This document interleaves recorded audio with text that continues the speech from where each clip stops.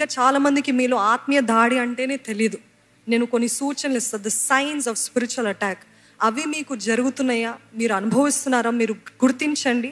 అప్పుడు మీకు అర్థమవుతుంది, ఓహో అయితే ఇది అనుభవించేది ఇది కూడా ఆత్మీయ దాడియేనా, ఇది కూడా ఆత్మీయ పోరాటమేనా అని గుర్తించగలుగుతారండి. ఈ సూచనలు చెప్తాను అన్నాను కదండి.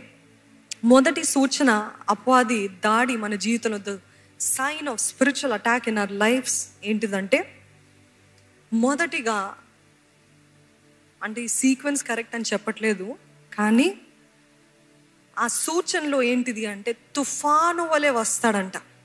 ఒక పెద్ద పెను తుఫాను వలె వస్తాడు. తుఫాను వలె వస్తాడంటే అర్థం కావట్లేదేమో. ఈరోజు ఎంతమంది చెప్పగలుగుతారు, నాకు ఒక శ్రమ తర్వాత ఇంకో శ్రమ, ఒక్క పోరాటం తర్వాత ఇంకో పోరాటం, నాకు బ్రేక్ లేకుండా ఒకటి తర్వాత ఒకటి, ఒకటి తర్వాత ఒకటి, ఒకటి తర్వాత ఒకటి, ఒకటి తర్వాత ఒకటి జరుగుతుంది అన్న పరిస్థితులు ఉన్నారా? అపవాది అలాగ వెంటనే మన జీవితాల పైన దాడులు చేస్తూనే ఉంటాడు. మొన్ననే మా తల్లిదండ్రులకి యాక్సిడెంట్ అయిందండి. నిన్ననే మా అక్కకి ఏదో పెద్ద వ్యాధి అంటుకుందండి. మొన్ననే మా అమ్మమ్మ చనిపోయారు. ఇట్లా కంటిన్యూస్గా ఒకటి తర్వాత ఒకటి మా జీవితంలో, మా కుటుంబంలో దాడులే, నష్టమే, విషాదాలే, ట్రాజడీసే జరుగుతున్నాయి అన్న పరిస్థితులు ఉన్నారా? అపవాది మనల్ని ఊపిరి పీల్చుకోకుండా ఎంతగా కలవర పెడతాడంటే, ఆందోళన చెందేలాగా చేస్తాడంటే, ఒక తుఫాను వల్ల సడన్గా వచ్చి అలాగ నాశనం చేస్తాడు. అలాగనే మన జీవితాల్లో కూడా if you are experiencing a storm after storm, a tragedy after tragedy, a sickness after sickness, కంటిన్యూస్గా ఒక్క బ్రేక్ లేకుండా వెంటనే అన్ని జరిగిపోతున్నాయి అన్న పరిస్థితిలో ఉన్నట్లయితే అపవాది దాడి చేస్తున్నాడని జ్ఞాపకం చేసుకోండి. వాడు ఒక తుఫాను వలె వస్తాడు. యోబు జీవితంలో కూడా చూస్తాం. యోబు చక్కగా భక్తి కలిగిన దైవజనుడు. అటువంటి వ్యక్తి బ్రేక్ లేకుండా ఫ్యూ డేస్లో మొత్తము పతనం చేసేసాడు. చూసారా? అదే ఎవరైతే యథార్థంగా దేవుని కోసం బ్రతుకుదాం అనుకుంటామో అట్లాంటి వారి జీవితాల్లో తుఫాన్ ఈ రీతిగా తెస్తాడు అపవాది. పేతురుని కూడా చూసినట్లయితే చూడండి, యేసుప్రభు ఆ నీళ్ళపైన, గలిలీ సముద్రం పైన నడుస్తూ వచ్చినప్పుడు, దేవా నేను రానా నన్ను పిలువవా అని అడుగుతాడు.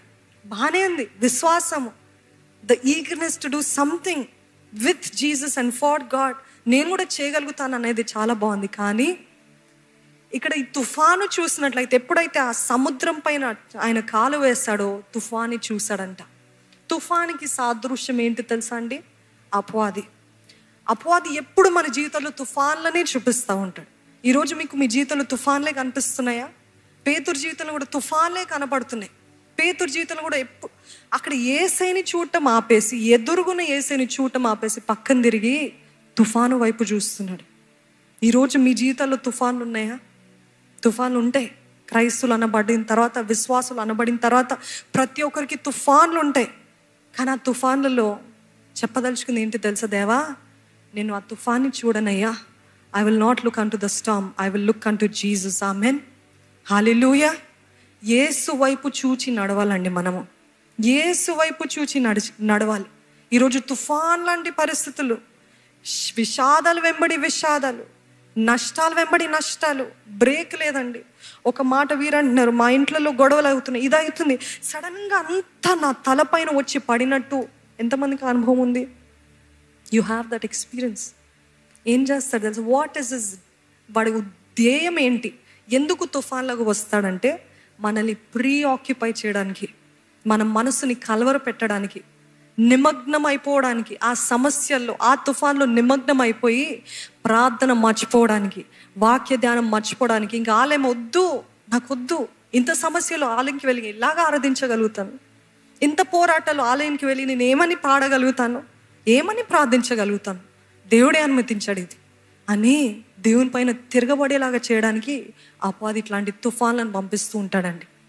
Be very careful. Stop blaming God in your storm, but look unto Jesus. యేసు వైపు చూడండి. ఏంటి దేవా ఈ నష్టము కాదు, దేవా ఈ తుఫాన్లలో దీని నుండి ఎలాగ బయటికి రావాలయ్యా?